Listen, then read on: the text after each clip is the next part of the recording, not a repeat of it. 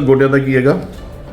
ਪਹਿਲਾਂ ਇੱਥੋਂ ਗੋਡੇ ਪਾ ਕੇ ਲਗਾਈ ਕਿੰਨਾ ਚਿਰ ਹੋ ਗਿਆ? 18 ਸਾਲ ਹੋ ਗਿਆ। ਬਹੁਤ ਵਧੀਆ, ਸਾਨੂੰ ਇਹੋ ਜਿਹੇ ਕਦੇ ਜਗ੍ਹਾ ਡਾਕਟਰ ਨੇ ਹਾਰ ਕੇ ਇਸੇ ਕਰਕੇ ਹੁਣ ਆਏ ਆ। ਅੱਛਾ, ਡਾਕਟਰ ਸਾਰੇ ਦੇਖ ਲਿਆ, ਅੱਜ ਦੀ ਕੋਈ ਮੁਕਤਸਰ ਨਹੀਂ ਛੱਡਿਆ, ਕੋਈ ਫਿਰੋਜ਼ਪੁਰ ਨਹੀਂ ਛੱਡਿਆ, ਕੋਈ ਬਠਿੰਡਾ ਨਹੀਂ ਛੱਡਿਆ।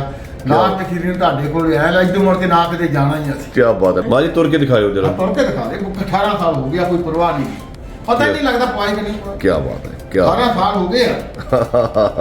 ਠੀਕ ਹੈ, ਨਜ਼ਾਰਾ ਆ ਗਿਆ ਦੇਖਣ। ਠੀਕ ਹੈ, ਕੀ ਬਾਤ ਹੈ। ਲਾਸਟ ਤੁਹਾਡੇ ਕੋਲ ਇਸੇ ਕਰਕੇ ਆਇਆ, ਕੋਈ ਤਾਂ ਨਾ ਕਿਤੇ ਜਾਣਾ ਹੋ। ਉਹ ਵੀ ਪੰਦੀ ਰਹੀ ਪੀੜੀ ਲੈ ਕੇ। ਹਾਂ, ਪੀੜੀ ਲਾ ਕੇ ਬਹਿ ਜਾਂਦੇ ਹੋ। ਪੀੜੀ ਲੈ ਕੇ ਧਾਰਾ ਵੀ ਚੋ ਲੈਂਦੀ ਸੀ। ਕੀ ਬਾਤ ਹੈ, ਕੀ ਹੁਣ ਬਾਤ ਹੈ। ਪਸ਼ੂ ਵੇਚਤੇ ਹੁਣ 60 ਵੱਜ ਗਈ ਸੀ। ਆਪਾਂ ਮੋਢੇ ਦਾ ਸੀ ਲਾਸਟ ਮੈਂ ਇੱਥੇ ਮੋਢਾ ਵੀ ਠੀਕ ਹੋਣਾ, ਟੈਨਸ਼ਨ ਨਾ ਕਰੋ ਮੈਡਮ ਜੀ, ਐਡਮਿਟ ਕਰੋ ਮੋਢੇ ਵਾਸਤੇ।